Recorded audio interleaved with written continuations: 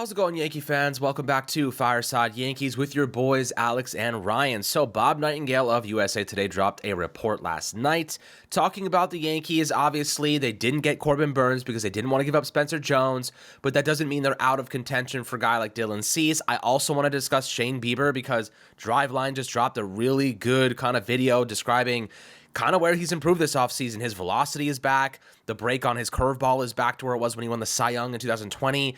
This is a pitcher that's rising and not falling, and maybe the Yankees want to pivot and go for a much cheaper alternative to a guy like Dylan Cease and Corbin Burnes in his final year of arbitration. Personally, I think we wait a little bit and then go for Bieber. Whereas getting him now, you run the risk of him getting injured and then kind of being a dud anyway. I don't necessarily think he is a gamble. He's a guy that obviously, coming off a relative down season, I do believe that there's still some juice left in the tank, some gas left in the tank, and I do want to see what he can do leading up to the summer trade deadline and maybe make a move to get him if he's healthy. So that's the guy I have my eye on. We'll discuss him, kind of what improved on his stuff, his velocity and whatnot, and then obviously Dylan Cease and what we're comfortable with, because we know Yankees aren't giving up Spencer Jones. Who are we willing to give up? And kind of discuss there, because I do believe the Yankees are still inquiring and probably asking around what guys are going to cost. And they've had interest in Cease. Where there's smoke, they usually fire. We just don't know to what extent. So, Ryan, before we dive into the good stuff, how you do today, my friend? I'm doing great, and as you mentioned with the Yankees' level of interest in Dylan Cease, we don't know if they're dead set on him. We don't know if they're like, this is our top guy, but we know that they're trying, they're at least surveying the market for starting pitching. They surveyed the market on Corbin Burnes. Obviously, that ended up going nowhere because they weren't willing to part ways with Spencer Jones. Whether you agree with that evaluation from the Yankee standpoint or not, the rationale behind it is you're trading for 1 year of Corbin Burnes, and Spencer Jones, his value could still rise to the point where he becomes your franchise center fielder. There is a lot of athleticism there. I completely understand the Yankees' hesitance to give him up for Corbin Burnes, but when we talked about that situation, I said that I would rather trade Spencer Jones for Corbin Burnes than I would for Dylan Cease. And Alex, I still feel that way. That has not changed in the span of a week. And if my opinions change in the span of a week, maybe they're not great opinions, right? Dylan Cease is a good pitcher. Don't get me wrong. But, look at the things that decreased from 2022. A 9-point drop-off in Stuff Plus. That's pretty significant. Loses a mile per hour on his fastball. Loses a tick there. Loses an inch of ride on that pitch. In terms of quality of contact metrics, his expected weight on base average on contact, which again, quality of contact metric, around 370 is the league average. He went from 313, which is super elite, one of the best marks in baseball in 2022, to 383. So batters were teeing off of him last year. The whiff rate goes down from 33.2% to 31%. The chase rate goes down from 31.2% to 28.2%. That's not luck. That's worse command. That's making worse pitches. That's not executing the way you should. That's mechanical failure, whatever you want to call it. The expected ERA went from 2.70 to 4.13. The FIP went from 3.10 to 3.72. The ERA from 2.20 to 4.58. This is a guy who took a huge step back. This is not going from elite to good. This is going from elite to a below average pitcher to an average pitcher. And look, he has made the most starts in baseball over the last 3 seasons, and somehow he's only crossed the 180 inning threshold once in his major league career. That's because he's not pitching deep into games. If you're making 33 starts and you're at 177 innings, are you kidding me? You're not pitching deep enough into games. And look, again, I know I sound like I'm just ragging on Dylan Cease. I'm calling him a bad pitcher or whatever. I think he's a good pitcher. But when you tell me the price tag is Spencer Jones plus, most likely Spencer Jones and Chase Hampton, yeah, I'm going to nitpick. I'm going to sift through every single detail, and I'm going to say, when it comes down to it, if I'm trading the best of my farm system, I want the best I can get. And I stand by the opinion that if the Yankees were going to trade Spencer Jones, I would much rather do it for Corbin Burnes than Dylan Cease. Corbin Burnes is going to contend for the Cy Young every single year. He took a little bit of a step back last year. Don't get me wrong. His strikeout rate dropped. His velocity took a little bit of a dip. And yet he still gave you 200 innings, one of the best ERAs in baseball. That's what really good pitchers do. When they're not at their best, they're still one of the 10 best pitchers in baseball. Think of Garrett Cole. His 2022 season was not great. It was pretty good, but not great. And he still gave you 200 innings, 3.5 ERA, struck out a boatload of batters. Postseason comes around, shuts the door, untouchable, lights out, gets us through the ALDS on his own. If Garrett Cole does not pitch to the Garrett Cole standard, we don't get past that first round. That's what I think an ace is, right? I hold a very high standard for an ace. And I know that, again, just sound nitpicky, but ace. Like, we're talking ace prices. I don't see ace production. I have the numbers in front of me. This screams developmental pitcher, project guy you hope is better next year. And as you alluded to, you know who else that fits that mold? Shane Bieber. And you know who has more success over the last 2 years? Shane Bieber. And you know who might be going in the right direction in terms of this stuff? Shane Bieber. So, I'm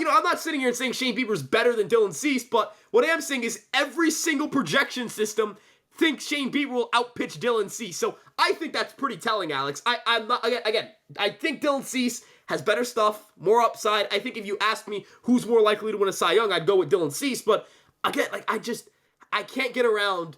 I have to trade Spencer Jones to get this guy. If that's the case, I'll go get somebody else. Or I'll wait. I'll stand pat, and as you mentioned, wait till the deadline. And who knows, maybe Dylan Cease has a bounce back year, puts up a 2-something ERA. And then you go, all right, let's see if we can trade Spencer Jones for this guy. But it's not like his price tag's going to shoot up dramatically. Barring him winning the Cy Young, it's not like this guy's going to cost, again, more than Spencer Jones, Chase Hampton plus. So if I don't think price is going to change much from now to July, why not wait until I got a better idea what he's like? So, I just don't think he's worth paying that price tag right now, and I think they should have other options.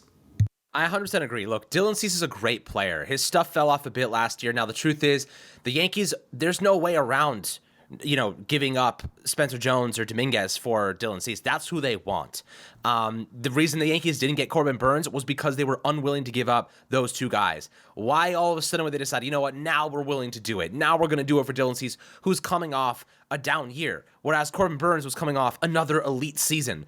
It doesn't make logical sense. I don't think they're going to get Dylan Cease because of that, unless they decide, you know what, I think we should trade a guy like Chase Hampton. Like maybe if Chase Hampton and Everson Pereira are a primary part of the deal and they don't have to move Jones or Dominguez, I think that we could see a deal like that formulate because Dylan Cease has 2 more years left of control. Theoretically speaking, Chase Hampton has a really good stuff, and we love Chase Hampton. He could be really, really good, but he's not proven. He has done nothing at the MLB level, whereas Cease had a Cy Young caliber year just a year before in 2022. So, I would trade that. I would do that. What are your thoughts on that? If the deal was headlined by Chase Hampton, it was like a Chase Hampton, Everson Pereira, maybe some other guys scattered in that didn't make much of a difference. Is that something you would pull the trigger on, or do you think maybe even the White Sox would say it's not even nearly enough? Yeah, so I think the White Sox would want more than Pereira as the secondary piece. But looking at kind of like some offers that you could see, I think Chase Hampton could headline a deal.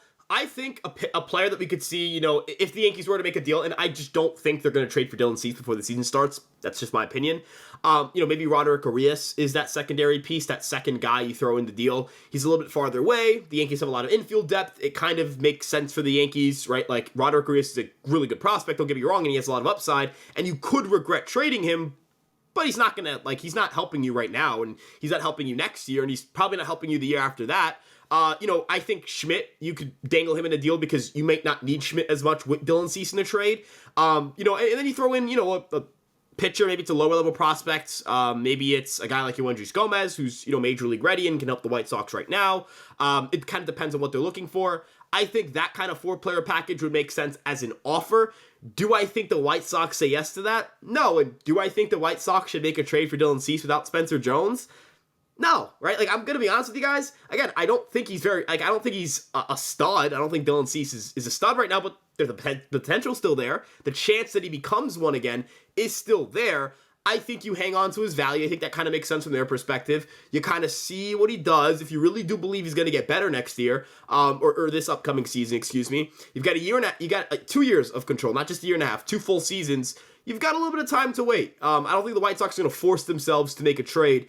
And even at the deadline, if he's like good but not great, a team's still going to trade a lot for him, and that team might end up still being the Yankees. So, I'm not saying that the White Sox have, they have no inclination to trade Dylan Cease, but what I am saying is they have a little bit of time to wait, right? Like they have some time to wait. If he had 1 year left, maybe they viewed it a little differently. But yeah, he's not like he's super expensive. It's not like he's killing their payroll or anything like that.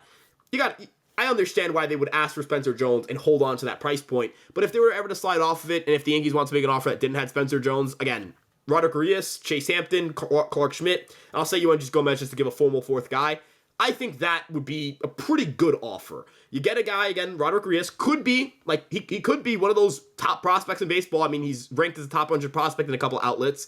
Hampton's the Yankees' best pitching prospect. Schmidt is a major league ready pitcher. He kind of helps the White Sox now, and Gomez would help them now. So I don't think that's bad value. I think it's a pretty good haul to get, but who knows? You're not wrong at all. I'm definitely curious to see what the Yankees decide to do in this pitching market. Obviously, we've been talking about it regularly. If you guys don't know every little small detail about these players yet, you probably haven't watched all of our episodes. We've breaking these guys down, down to the bare bones ultimately. And, we know what Dylan Cease is. We knew what Corbin Burns was before he was moved. There are other options like Luzardo.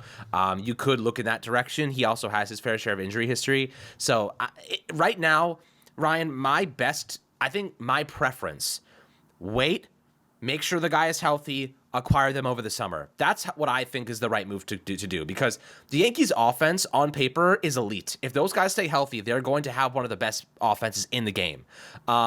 If that can cover up a lot of problems in the rotation, you wait, you see who's available, and you get Shane Bieber pennies on the dollar because Cleveland's probably not going to be very good. You go and you get him pennies on the. He's an expiring player. They're probably not going to re-sign him. You get him for literally nothing at the deadline, and if he's healthy, playing well, you're gonna have your guy. That's your guy for the postseason. That's your guy that helps you in a World Series. So that's my preference. Overpaying and giving one of our top prospects after sending 7 pitchers away this offseason, I think is a bad move. I don't think overspending right now out of desperate need or out of reactionary tendencies is the right move, and Cashman's not doing that, and I think that's smart. I know everybody wants to see the big move, everybody wants the big player, but not reacting and not making dumb moves is what wins championships. Being reactionary, sending too much is what compromises your future. The likelihood of winning a championship is already lower. It's already unlikely to win a World Series. Let's not compromise our future and mortgage that at the same time. So our team right now is capable of doing it. We just have to stay healthy. Wait until the deadline, make the right move, make the smart move for a healthy player, and don't make the gamble now because you just never know. We saw what happened last year. We get Rodon, immediately gets hurt. You can't take these risks sometimes. You have to play it carefully. So I think the Yankees are doing a good job in letting the right deal come to them. And look, there is a Yankee tax. They want more than us than they want from the Orioles. It's clear. So I feel as though right now, at the end of the day, we just have to stick to our guns, be careful, make the right moves, don't mortgage your future. Because think about it, if your team is going to draft a great quarterback in the NFL, do you want to give up the biggest haul of all time and mortgage the next 5-6 seasons of first-round picks or 3 or 4 seasons? Maybe not. Maybe you need more needs than just a quarterback. So you got to think about it in that kind of perspective as well. But yet this team, we have a lot of big decisions next year. Gleyber Torres, Juan Soto, Alex Verdugo, all headed to free agency, one-and-done players. Maybe we extend one of them, maybe 2 of them. You just don't know. We have to have those insurance policies. Spencer Jones, Jason Dominguez, Chase Hampton, Will Warren, all major insurance policies for us next year. So I do think that keeping them is ideal. If we have to move one of those 2 pitchers, I could see it happening. But Jones and Dominguez, you're talking about guys that have that elite potential, and they're a year away, if not ready to make the MLB jump really soon. So I think the Yankees want to get eyes on that before they do it. If anything, I'd be trying to move Everson Pereira because he's probably going to be blocked from having a big role in this team in the future. So that's the guy. But again, his value is suspect because he didn't perform very well at the major league level. I think the Yankees were hoping he would have played better, so that way they could kind of leverage that into a bigger deal. But the 40% strikeout rate certainly didn't do anyone any favors. So I definitely think right now maybe they'll see if Pereira does well in AAA and try to use that leverage at the deadline for a guy maybe like Shane Bieber. But we'll see what happens, guys. Always happy to hear perspectives down below in the YouTube comment section. Make sure to like and subscribe. As always, enjoy the Super Bowl, and we'll catch you guys on the next Fireside Yankees episode.